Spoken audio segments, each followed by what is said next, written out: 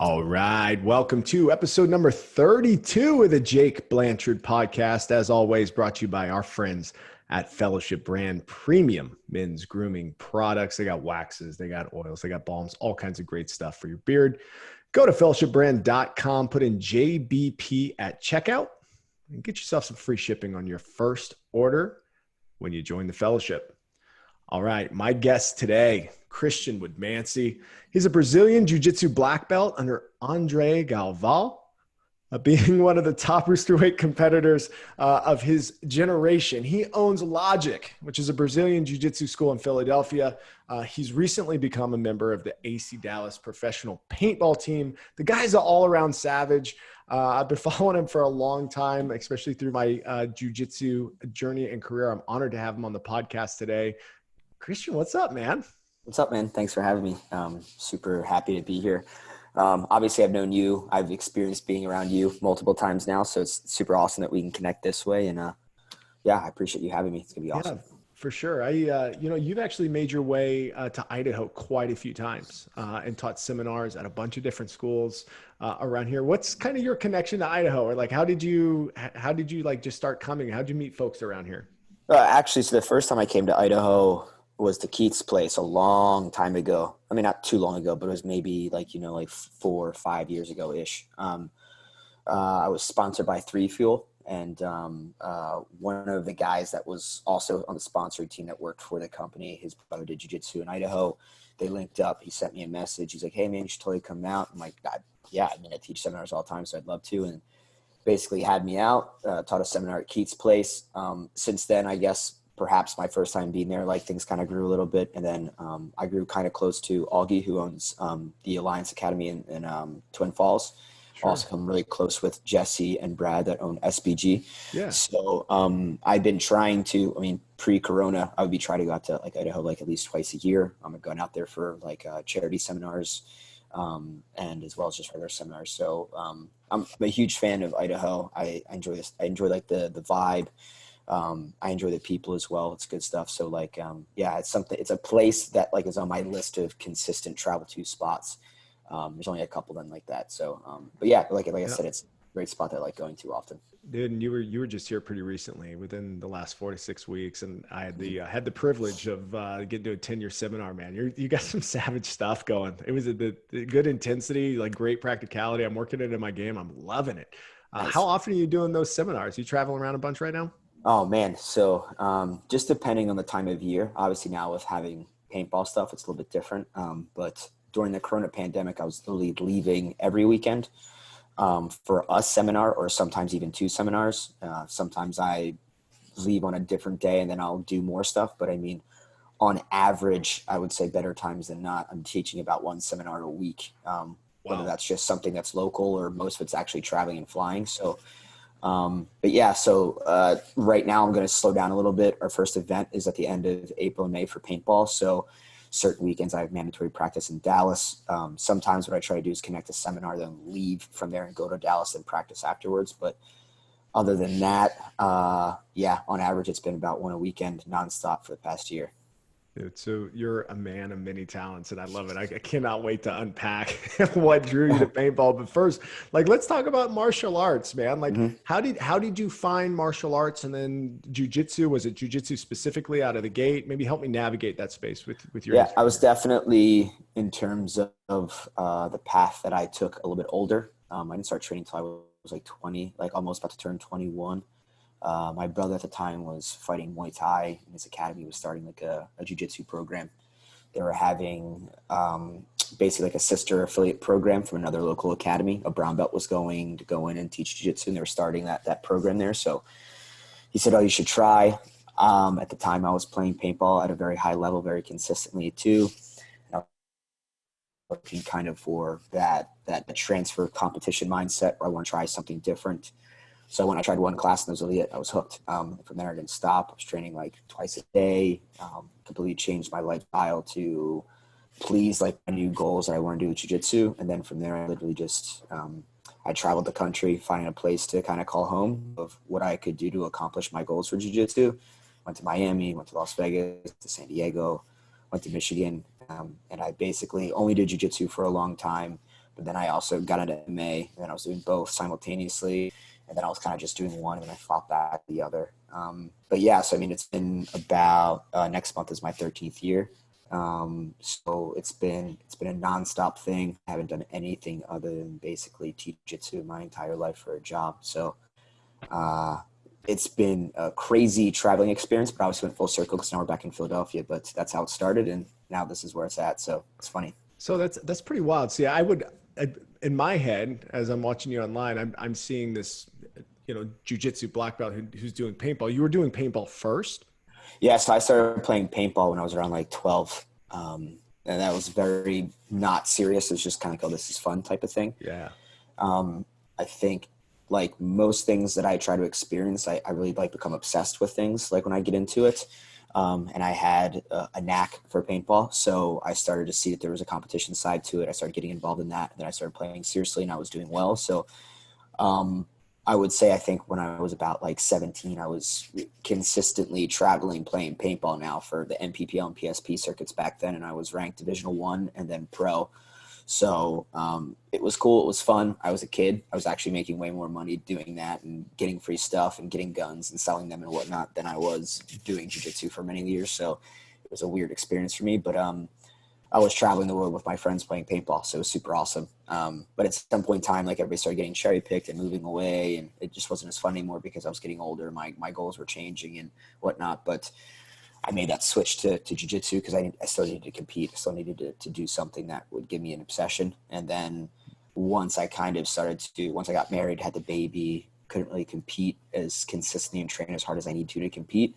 I realized that I could kind of do something else, and I went back to paintball again, and then kind of got obsessed with that again, and then got picked up by AC Dallas and et cetera, et cetera. So it's just something where it's got to be a constant state of high level competition. I'm just not interested. Yeah, and maybe take me through that competition jiu-jitsu journey for you. I mean, you've got some serious accolades here as far as tournaments won, traveling around the world, competing at the highest level against the best folks in the world. Like, what's that been like, and what are you most like kind of proud of in that experience? I mean, it's always been fun. I've always really enjoyed competing. I've always enjoyed understanding that like the guy that works the hardest and has the best jiu-jitsu wins. And I've always been really appreciative of being able to like show that to people, for a long time. I mean, I sucked. I wasn't good at all. I mean, I was good, but I wasn't able to perform and accomplish the things that I wanted to. But I went from like white to blue belt in 4 months. I went from blue to purple then basically a year after that. So I was basically a purple belt in under 2 years, and I was competing locally here in Philadelphia, but I wasn't really achieving the results that I wanted to. I just felt like I wasn't in the right environment, but I also was immature then. So I was always thinking like things need to be handed to me. I wasn't creating the right environment for myself, So you were training so much jujitsu that you were basically a purple belt within 2 years? Under 2 years. Yeah. Yeah. But I was training on average. So from white to blue, I was only training like twice a day. But then when I got my blue belt, I was training like 3 times a day, sometimes 4. I was doing that Monday through Friday, and then I would train 2 or 3 times on a Saturday. And I like changed where I was training to. So I was training at a higher level more consistently. So from white to blue, I was at that academy balance affiliate. Sean Smith was a brown belt. Then he got his black belt a couple years later. And then I basically switched over to the Lloyd Urban affiliation. I was training with Jared Weiner at BJJ United. BJJ United was about an hour and 20-minute drive one way from where I was living. And I was still going there early in the morning, staying for 2 classes, driving home, coming back, doing 2 classes a night or something like that.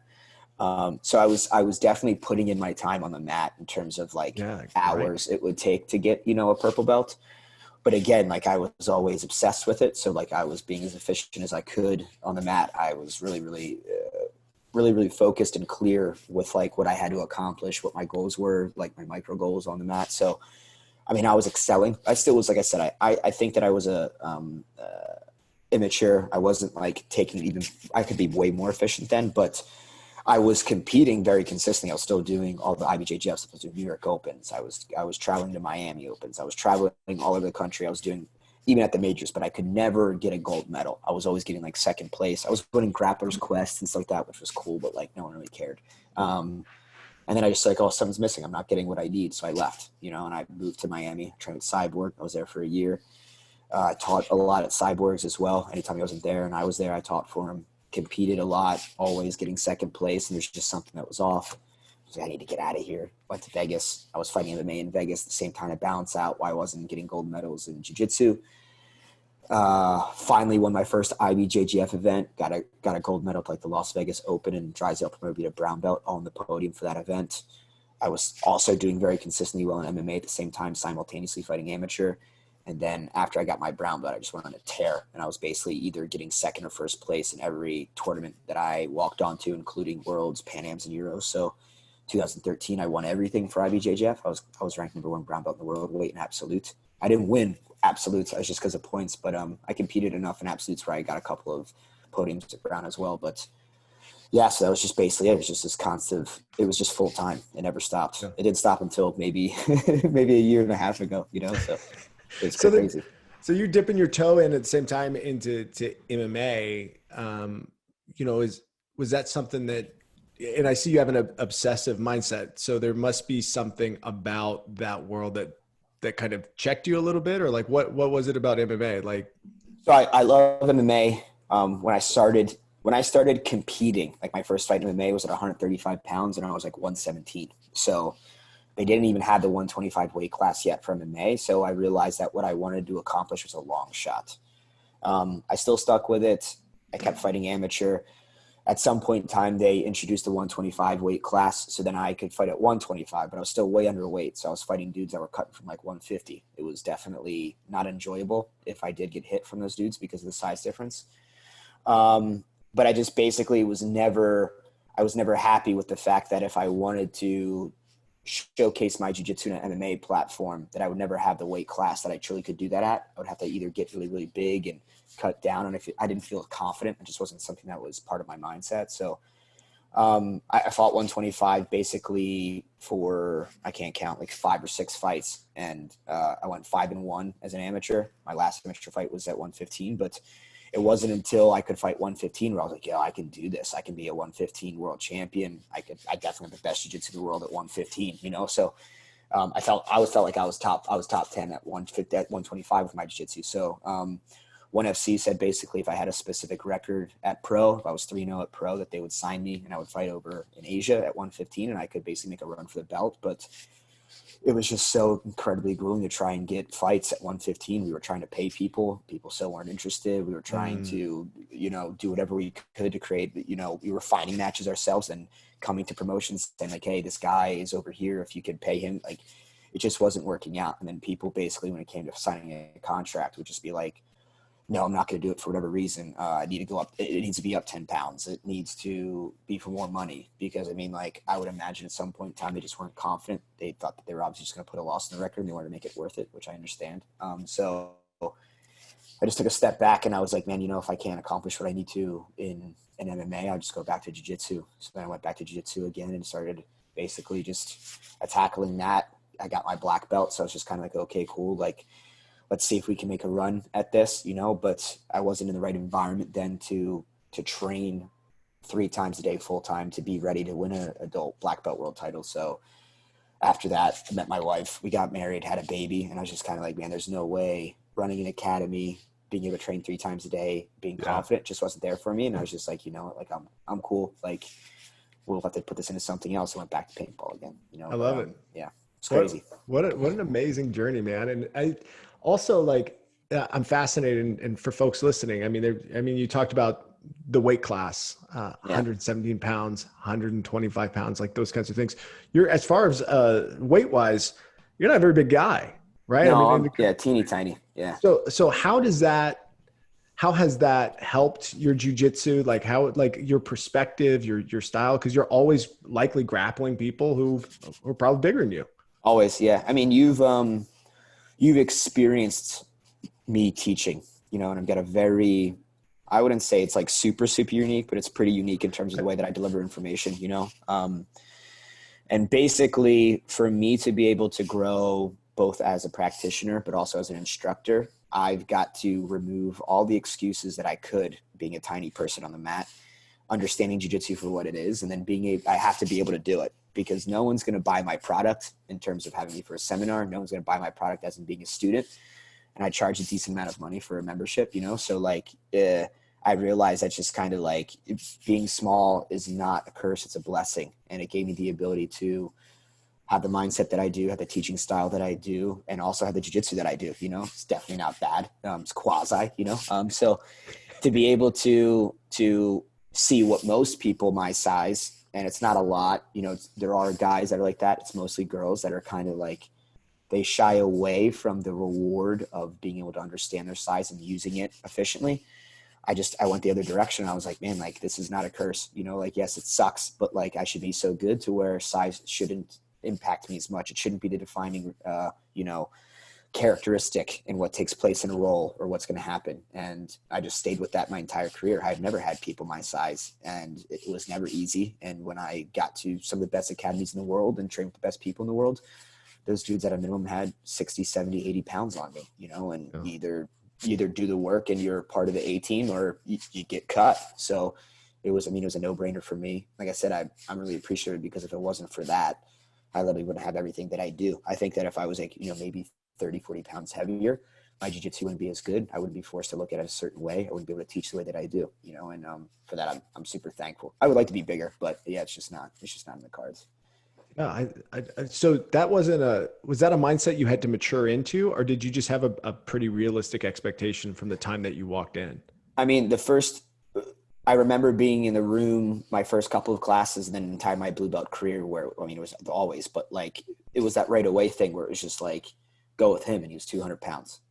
And I'm just kind of like, oh man, this kind of sucks, you know? And then being able to talk to my instructor, who did a lot of molding to my mindset at that point in time, where he wouldn't necessarily put in bad habits just because it was easier for him to teach that way. You know, like, hey, just do this technique.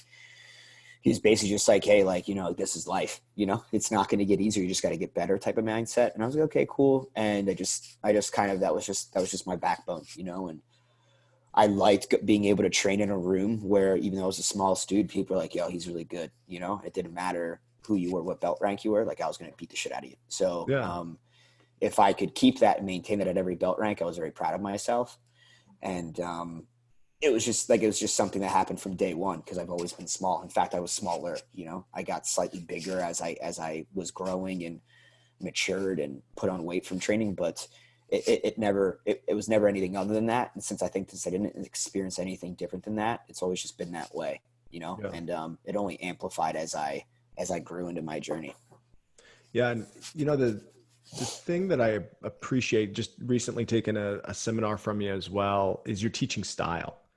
I think you're very open on body type. You're very open about where people like to play kind of their games, where they can play through it based on, you know, the style of jiu-jitsu that they're there. But it was mostly what I caught on was your language, the way that you used language to kind of describe that. It was very purposeful in my mind, which is like, hey, this isn't what you have to do, but this is what I really like to do. This is what I found effective here and there, and those kinds of things, as you were showing a system. Like, you've obviously been teaching a lot on the road with seminars. You obviously teach a lot with logic. Like, how would you describe your teaching style when it comes to jiu-jitsu? It's very, just like you said, you know, it's very communication based, you know, it's a specific level of verbiage that I use, specific point of view that I use, but, I teach very conceptually, you know, when I'm home or when I'm spending a lot of time on one specific mat, I will focus on only a concept. And then as that concept becomes more clear and people are able to see it more often, I will then show them some techniques that prove the concept and its theory to what we're working on, you know? But it's a constant investment, you know. Yeah. I'm not that type of dude that's like, my jiu-jitsu is not growing. I'm not like, okay, cool, I'm shut off from the world. I'm always furthering my education. I'm watching tape. I'm watching jiu-jitsu. I'm training. You know, I'll go to HQ. I don't go as much now because of what's been going on, but it's something that's very important to me to be able to, as you notice, when you've taken my seminar, this is where it's everywhere. Sometimes there'll be 12 black belts and then just the rest white belts. It's the most extreme, right? Yeah. When I go, you'll see the right. And my goal is always, the reason why I don't teach techniques is because techniques become more specific to the body type, more specific goal oriented. And I realized being the instructor that I've always been, because I was teaching since blue belt as well. So being able to teach a technique only helps certain people on the mat and act as many people as possible, quickly as possible. And that's why I teach the things that I do, how I do, because I can take a room. It doesn't matter what skill rank they are. It doesn't matter how long they've been training for. It doesn't matter their size or their gender. I know that I teach something and use a specific verbiage and communication that buddy will literally grow immediately once putting into practice working on. And I'm really, really on that because it's so, and you'll see questions at the end, they become more specific, right? And if someone's like, hey, I'm in this one position, I'm doing that. If I were to teach an entire seminar on that question alone, which I easily could, it only hits like a very, very small percentage of the room. And then no one grows, you know? So I get away from that. Even when I'm teaching my own students, and my students I would pat myself in the back. They grow very, very quickly from how they go through the ranks. Their skill level, their discipline is very, very high. So I found that when I taught at HQ, when I was part of a huge mech of leading and being able to play a part of teaching competitors, that if you deliver that information that way, they get better faster, you know? The only difference is I do the same thing for hobbyists. They just don't know, they don't care. So I deliver that information that's standard to everybody. And, you know, even though the hobbyist doesn't compete and only trains 2 to 3 times a week, that dude has a jiu-jitsu that's the level and standard of a competitor, because that's what he wants to either, you know, I mean, he doesn't really care, but like he doesn't have to compete, but he still has to have that level of jiu-jitsu. So that's just my mindset, my goal for teaching. So everything revolves around that. Even when someone's paying me to teach for them, I'm like, this is just how I teach. If you're not interested in the product, don't hire me. But that's just how I deliver it. And no one's ever, but as like I said, you saw it, you know, and you receive that information. You're like, oh, cool. Like this hits, you know. And even if someone's, again, I'm like, I'm not taking away from your identity. Do your style. It just goes here. And when I can deliver like that, everybody's happy. That's why I come out multiple times. And that's why I teach so many seminars, because the product quality is there and people enjoy it, you know? 100%, man. I appreciate that perspective, because I was curious. I wanted to ask you during the seminar. We just didn't have the time, but I was like, man, it's just, you know, I guess if you're listening, you really have to kind of be there and just experience it. It's one of those things where it's a fun style. You learn a ton, you retain a ton of information.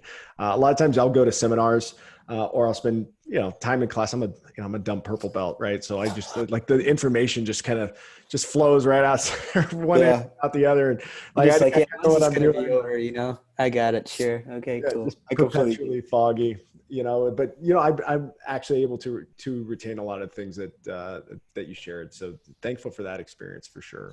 No, and I appreciate that. I mean, like, again, like I believe that it's my job as an instructor to be able to create that for people, to play a role in it, right? Because you have responsibility in that too. You've got to show up, you've got to be interested, you got to be motivated, right? But I find that the teaching style and what information you're delivering plays a major role in that, you know, and it's important, and not only for that, because that's my reward, you know, but it's also nice, again, to be able to impact people, and then things come from that, you know. Oh, hey, when I'm in Philly, can I stop by your academy? Yes, 100%. Hey, like, I want to work on this specific topic. Do you have a DVD on it? Yes, I do. So like, it comes full circle. It's great for business. It's great for personal connection. It's great for the ability to understand, like, hey, I'm checking myself. Are people actually getting better? Am I able to deliver a quality product? Because if they're not happy and their jiu-jitsu is awful, the next time I come see them or whatever it may be, I go, I failed, you know? So I think it's so pure that it really is a reality check. And I enjoy that aspect of it. Okay. Well, dude, I want to shift back to paintball, because let's do it. Yeah. So I grew up in Alaska. Okay. First off, and 2, we had very short summers in Alaska, and we had very temperamental weather. But for some reason, me and a handful of my friends, when we were about from 12 to 15-year-olds, we got obsessed with paintballs, you know, or playing paintball. And, you know, the woods, and the sun's out in Alaska at night. And so we'd play these games. You know, we'd start at like 11 PM. It was so fun. Just like these awesome. really gnarly kind of dusk. We had no rules, just kind of like capture the flag. I think we were throwing M80s at each other too. Like prison style paintball games. I love it. Man, having fun. But I got to be honest, even though I've played and I have kind of a high level understanding of the sport and a little bit of the subculture, I don't know anything about real professional paintball. And I was wondering if maybe you would share some of that, like, rule set and the kind of the mindset around that. Maybe share the sport with folks who are listening that maybe haven't been exposed. Yeah. I mean, it's paintball is very, very, well, I mean, I guess they're both relatable. I don't know which one came. Well, it's definitely jiu-jitsu, but like they're both competition for paintball and jiu-jitsu are both very relatable. You know, there are competitions, there are big ones, there's small ones, you know, there's local ones, there's opens, you know. So the organization that is closely relatable to the IBJJF, it's called the NXL. So the NXL has events here in the US. They have little small ones, you know, there's a world championship every year. There's also tournaments that they have over in Europe, you know, so it's identical to the IBJJF. The NXL is an organization that basically is the definition of competition paintball. So that's the NFL, that's the MLB, that's the NBA, just like the IBJJF is, you know. So that's the organization. Now that organization, just like IBJJF does, has multi divisions that you can play in depending on your skill rank. You know, it's D5, 4, 3, 2, and then there's semi-pro, and then there's professional. So professional is obviously the highest rank that you can get to. I would say it's competing at black belt for IBJJF. Pre-corona, there was only usually a set amount of events per year. Usually you have an idea of where they're going to be. There's like, you know, a different region every going on. World Cup is always in Florida, et cetera, et cetera. So this year, because of the corona pandemic, it's a slightly different schedule. There's a couple of extra events and whatnot, but it's basically the same thing. So there's X amount of events, you know, there's a team ranking. So basically you go to your tournament, you do your best, you know, again, you basically have a set amount of matches as your prelims. Depending on how you do your prelims, you either go into the next bracketing, you know, for quarters, semis, and finals. So there's only set amount of pro teams. You can either buy a pro team spot, which is incredibly expensive, or you can earn it and win it from semi-pro. So I believe, I do not quote me because I'm super ignorant as well, and I try to stay ignorant in certain topics so I don't overload my mind, but I believe there's like 16, I think, pro teams for the NXL right now. I'm not 100% sure. But then there's your powerhouses, you know, so like your big teams that you have in paintball, or like your big teams that you have in jiu-jitsu, which are going to be like your Atos, you know, your DDS, down to her death squad guys, your alliance guys and whatnot.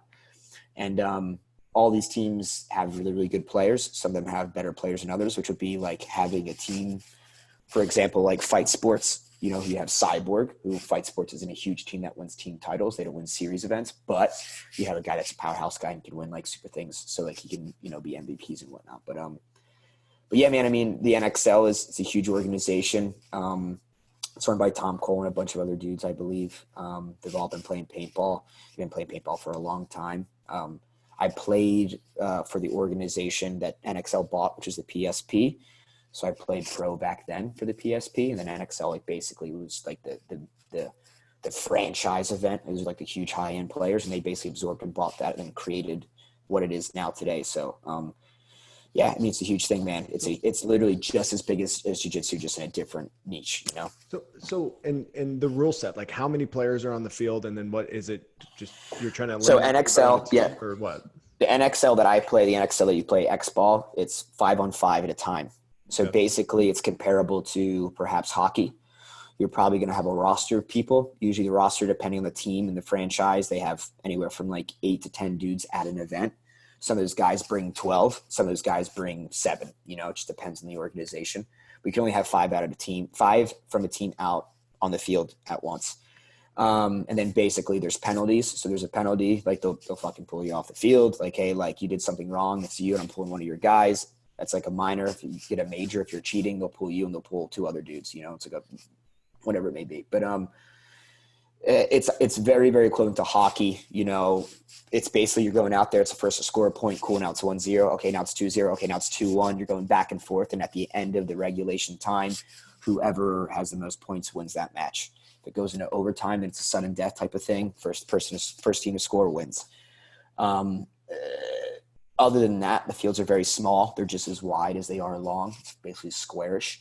So it changes a lot of, you know, types of strategies you can have, and the layout changes from event to event. So you can never have the same layout twice, and they don't release the event layout until 3 weeks before the event. So theoretically speaking, you can only actually, if you have the ability in the field to set up the actual event layout and practice on it for 2 weeks before the event. So that's a huge thing, right? So we have a field that literally it's our field. So like they literally set it up. We can practice. We can run as many points, as many practices on the layout as we want, work whatever you want.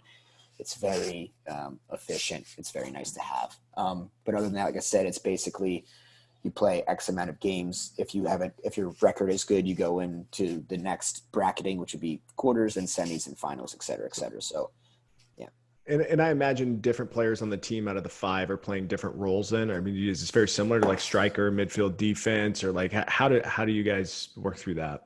So there are people, depending on their goals and their body type, where they're basically committed to only playing one type of position on the field. Usually what you have is like your 1, your 2, and your 3. So your 1 is basically your first attacker. That would be like your striker. That's going to be the guy on like the outside. That could be like a Dorito guy. Usually there's a Dorito side of the field, just the shape of the bunker. It looks like a triangle. And there's your snake side of the field, which is basically some kind of lay down ladder type mechanism. You're going to have your attackers. You're going to have your supporter of your attackers who basically help those guys. And if they die, then they become the attackers type of thing. And then you have your huge support and your communication guys, which are in the back. But I've got a kid, Cole, on my team who's an absolute monster. He's gigantic. He's super fast. He's super quick. He's got a great mindset. He's got great communication presence in the field. If I'm not doing my job and he's a 3 and he's in the back, he's yelling at me, he'll come up and he'll do it for me. So like there's guys that have all different types of styles. There's insert players that can play everywhere. There's guys who are like, hey, I'm only good at this, So like I kind of like know my lane. I can kind of do some things okay, but I'm my best at one specific spot. So I try to stay in that lane and grow. And, unless I'm needed in something else, I just stay over there and do my thing. But yeah, there's different positions. There's different strategies. It depends on the play you're running as well. Like, hey, we're going to run a defense play in this because we're up by points. We're trying to kill the clock. So you're going to go here. You're going to do this. It's very, very specific. Those plays and strategies are drawn out way beforehand, and they're practiced religiously, just like soccer, just like baseball, just like basketball type of thing. Okay. And then, again, points are scored by, is it capture the flag then, or is it, yes. my ignorance, man. No, you're fine. So now there used to be a flat. They change it. It evolves and grows. But now there's like a little buzzer. So it's on like the opponent's start box. So if I hit that buzzer, they stop the clock. If when the clock is stopped and I hit that buzzer, I don't have any hits on me, our team gets a point. However, what usually happens is, let's say you're playing me and you guys are up by 2 points and you just shot everybody on my team and you go to hit that buzzer, but you stand there and you wait. You're running the clock. I have the ability in my pit to hit that buzzer to save time. So I can concede and give you that point because I want time to try and come back. So like, again, if you're winning 2-0 and there's like 8 minutes left and you're standing in front of the box, it doesn't help us to just let the time run out because then we don't have enough time to come back and win. Maybe you have a hit on you. Maybe you don't. Maybe there's 5 of you guys and you just can sit there all day. You can do whatever you like. Maybe there's just one dude. So it's very, very strategy based. But there's also times where like maybe it's a one-on-one and we're like circling the field and then you sprint, you hit the buzzer and I'm still alive and I'm like, hey, what the hell's going on? Oh, you hit the buzzer, it's done. Oh, man. So you can always score a point by hitting the buzzer, whether everybody's alive or dead. But you can also get a point if the other team concedes because they're trying to save time. Let's say there's 5 dudes and we're running out of time. We're not going to win that 2-on-5. My coach may just go, boom, concede, save extra time, give them the point. Let's get back out there and get it again. You know what I'm saying? So it's all strategy. And are the guns semi-auto or fully or a mixture of both, or like, is there rules around that too? So all the guns currently they're in NXL mode, which is basically that they ramp, but they ramp to a cap and it's 10.8 now. So the fastest your gun can shoot is 10.8 balls per second. Well, but that's if you want to go out of here. That sounds like quite a few paintballs coming in. So it is. It's definitely enough, right? But at some point in time it was 12, and then before that it was 15. At one point in time they allowed full auto capped. So like it changes the style of the game. It changes how much people shoot. It changes how much paint they'll take out there. It just kind of depends, and that also evolves as time goes. NXL has changed the rules, et cetera, But right now, like you could pull the trigger and it'll shoot 1, but right when you pull fast enough to go to like 3 or 4 balls per second, it'll start ramping it up. So even though I may be pulling 4 balls per second, it'll go to like 8. If I pull 5 a second, it'll go to 10.8 or something like that, So, but they're capped and they all have to shoot under 300 feet per second. So if you're caught with a gun that's shooting more than 10.8, which they have like the ability to have like a radar type of thing.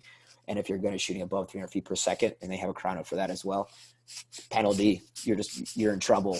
There's an assessment of rules, et cetera, and it all goes on. So it's like being in hockey. If your stick is too long, if your blade is curved too much, et cetera, like there's just requirements and regulations.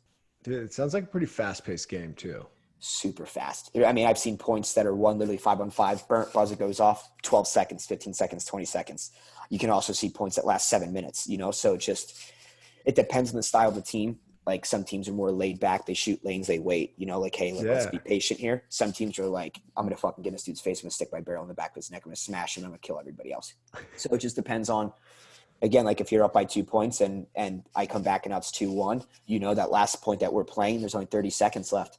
Those dudes are going to have to come for you because if they don't, they're going to lose. So you're going to see a different type of style in play, but each team has a different style, and you see that some teams are faster than others, but it's super fast paced for sure. You hear everything going off, all the guns at one time. You're like 10.8 is not super fast, but it's fast enough. And you're just kind of like, man, what's going on? You know, from a like a watching it on TV perspective or being in person, it's a little bit crazy, you know, but once you're in there, like it's super fast. Like it's literally, it goes like that when you're on the field. So it's fast paced.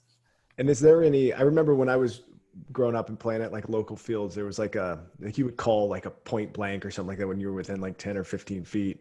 Oh no, that's not the way it is in the pros. I take it. It sounds like too intense of a game there. Like, no, yeah, you might get a foot away from somebody and less, you know, like there's literally, I've experienced doing, I've seen it, you know, like people will literally put a barrel in the back of someone, so like a dude's head, and just like rip off like 5 or 6, you know, like, yeah, you can get shot from far away too, but again, it depends on your positioning, you know? So like if you're down on players, like guys running down the field, he's going to bunker you. Yeah, he's going to probably put that barrel pretty close to you. You know, it depends on his style of play. I know dudes are like, yo, I want to shoot this dude so viciously that he questions himself when he comes back out again. You know, like maybe I make a big bite on the field and I make it and I'm clean.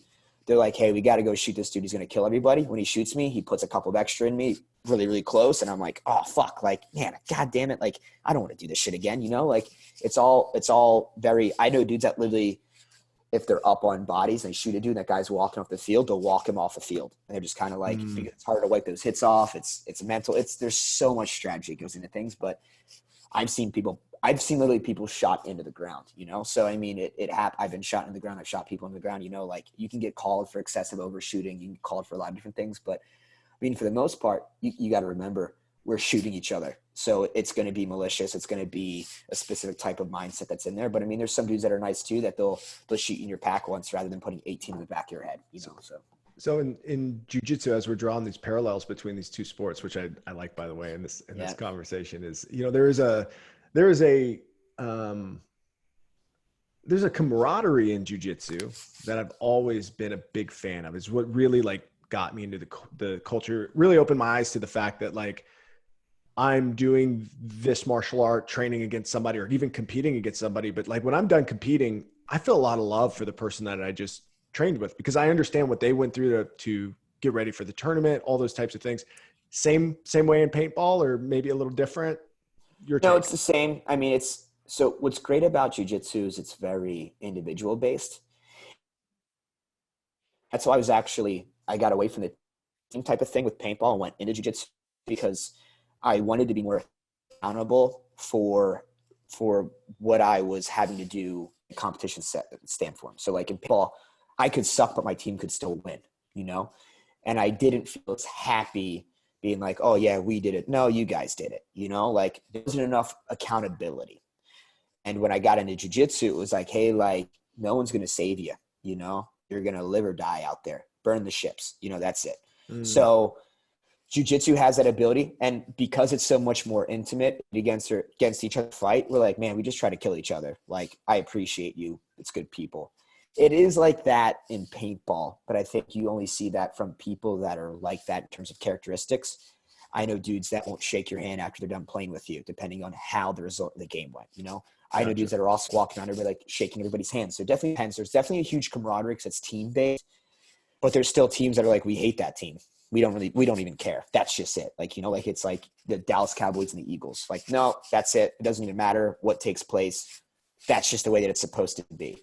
And then other teams are not like that at all, you know? So, I mean, there's a lot of energy. There's a lot of emotion in paintball. You know, I'm the type of person, because of jiu-jitsu, like I shake everybody's hand. I'm like, hey, I really appreciate you. Like, great job out there, whether we win or lose, they win or lose, whatever it may be. But I know dudes that won't say a word to you. They're like, nah, fuck those people. Like, you know, like we're supposed to be killing each other. And like, you got to kind of almost appreciate everybody's mindset, because that's their point of view that they have to be able to compete the way that they do, you know? But there is a lot of camaraderie. It's really cool because there's a lot of fans that are involved.